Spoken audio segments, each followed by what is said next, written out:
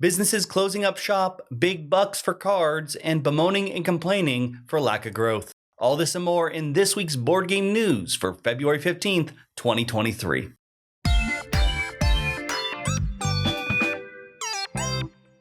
Holy Grail Games has announced it will be closing its doors. This company was known for many games through Kickstarter, notably Rallyman GT and Museum. The reason behind this closing is pretty simple: bankruptcy. They have posted an update to all their Kickstarter projects, as well as a bit of a longer one on their main site. To give a quick sum up of how we got here, as with many companies that'll be having problems, I'm sure for the next decade, it all starts in 2020. When the lockdowns in 2020 occurred, this caused massive delays and prevented the expected release schedule and revenue stream that they predicted. Next, of course, came the production costs, problems delivering products to backers, both of which sort of fed into each other, causing people to lose faith in them and therefore any future products. And then finally, major problems with their fulfillment partner seemed to be the final nail in the coffin. According to Holy Grail Games, their fulfillment partner, Balor Logistics, has all of their games in their warehouses and is unwilling to ship out any of them unless Holy Grail Games pays 3 full major bills.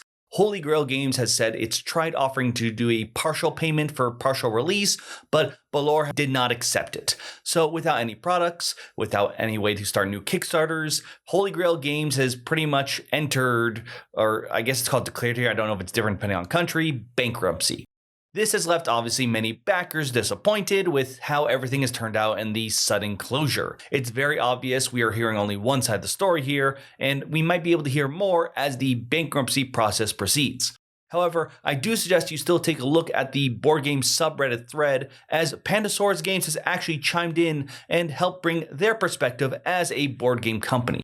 They brought up many good points, such as their factories, warehouses, and distribution companies are likely also in financial binds and want to, stay afloat.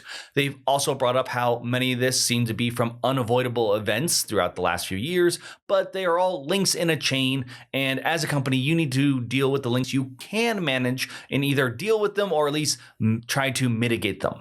However, the big point that came from them, at least to me, was a bit of a pessimistic one. They said that they expect to see a lot more game companies close within the next 6 months or even at least the next year. So this will not be new. However, I've already seen many companies, if not close, talk about many problems they're having. And at least most of the ones I'm seeing are ones that relied heavily on crowdfunding. Because of this, I highly recommend you check out any outstanding projects you have right now just to make sure everything is on the up and up and find out why you haven't received your project yet, if it's just because the usual delays or if there's something else you need to worry about. We haven't played the game, and yet Disney's Lorcana is still making big waves in sales. In particular, this is for an eBay sale. Back in Disney Expo 2023, the Ravensburgers had a booth set up where you can get a collector's edition as well as a special Mickey Mouse card. Now, as this is a collector convention item, it was limited and went out pretty quickly. And now a lot of people are willing to pay quite a bit for it. A graded copy of the collector's set with Mickey recently sold for $19,000, with non-graded ones still selling even in the grands, like $5,000. It's quite a bit, and I should be clear, these cards will have regular versions in the first chapter, the first set, just not having the promo treatment and symbols and foils. Now the question is this a true desire for the game, or simply just because Disney is attached to it? I've seen plenty of collectors of Disney products, so it'd be no surprise to me if the game itself is just a secondary thought. But hopefully this same excitement, and I'm sure Ravensburger the willingness to spend, will stay as strong when the game actually releases so we know how the game plays while everyone's still being excited to play it. Personally, if you want to spend a few grand on that, go for it. The thing I'm mostly worried about is always if, mechanically speaking, people can play the cards and not have to feel guilty that they don't have a few $1,000s lying around to get that Mickey card for their deck. But like I said before, and I want to make clear, these are not exclusive to that collector's edition. They will be available in the first set, just looking a little different. Now, more news from companies looking at their financial reports and being disappointed that they didn't make even more money. Gamesworkshop has stated that their sales in North America have been flat in the last 6 months. They believe that this was because of slow ordering rates, even though that they added and opened up 100 new trade outlets, aka places for you to buy their products throughout North America. They said this isn't where they wanted to be, and they are working with senior teams to improve our joined up plan in the US. I wonder if this is connected at all to the recent announcement of a 6% price increase on their products, or at least a large portion of them, though supposedly that is for shipping and production costs. Now, I want to be clear, this is not losing money. They were flat, meaning there was no gain or loss. They still made plenty of sales, and worldwide, actually, they increased by 3.4%. And of course, more and more people opening up and getting used to being open up. I can only imagine that this is more of just comparing it in a weird time. The largest Warhammer tournament, the Las Vegas Open, just happened at the end of January. And from what I can tell, it was larger than last year, though I don't have any official numbers. Either way, I think Games Workshop, like many companies, are just scared that somehow they didn't constantly grow infinitely, even though they're making plenty of money. But remember, you can still push the line there, as we saw recently with Wizards trying to do that with D&D, and it didn't end so well for them. And now on to some cool new game announcements that will be coming out through, hopefully, mostly this year. First, we have a new book for the Tales of the Loop from Free League Publishing. This one, titled They Grow Up So Fast, will have you meet some new friends from some new worlds while out on a camping trip.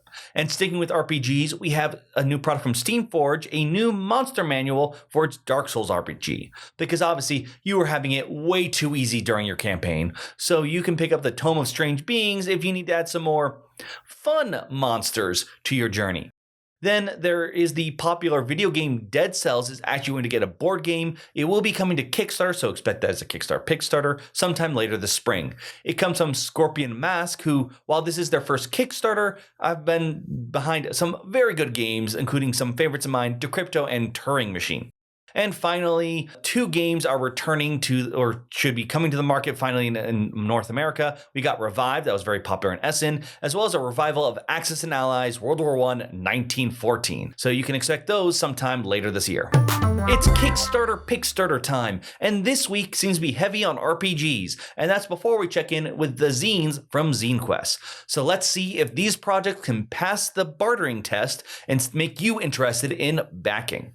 Our first project is on BackerKit, and it's a new book for the Monster of the Week. Monster of the Week is an RPG from Evil Hat Productions based on the classic group of people versus different monsters, be you government agents, freelance hunters, or just high school kids. This new book, titled Codex of Worlds, adds plenty of new worlds as well as fun new group dynamics for you to roleplay as, be it a touring band or lone survivors. The worlds, of course, cover plenty of genre favorites such as gothic horror, haunted houses, or even Paleolithic times. I'm a sucker for many of the shows with the Monster of the Week style trope, so this RPG easily caught my eye. They're also reprinting the core book, but not just in the softcover, but now a hardcover. So even if you're new or you just want a nicer new book, you can get 2 hardcover books instead of the normal softcover, or, as with any RPG Kickstarter, get just PDFs. The PDFs will start at $20 for just the new book, or you can pick up the new Codex of World hardcover book for $40. Next, we have the sequel for the award-winning Alice is Missing. This game plays around the appearance of, shocker, Alice, a high schooler in the small town of Silent Falls. This RPG, though, is unique because you play exclusively through text messages. With all the players communicating with each other through text messages, it allows you to really get into the minds of the characters and the world of people trying to find out what happened and update each other while you are in this small secluded town. It's gone on to win many awards and even now is being made into a movie. This new expansion adds new content, some new locations, suspects, and relationship cards. This would be great for returning veterans, or if you're new, just throw everything in together. Either way, this seems like an RPG worth experiencing. If you just want the expansion, it'll be $10 for the PDF and $20 for the physical. And of course, we've got some more zines for you as we approach another week of Zine Quest. First one is Psychic Trash Detectives, your psychic raccoons and opossums. Do I need to say more? Next, we have Drama Llamas, where you play as llamas trying to win all the reality TV shows.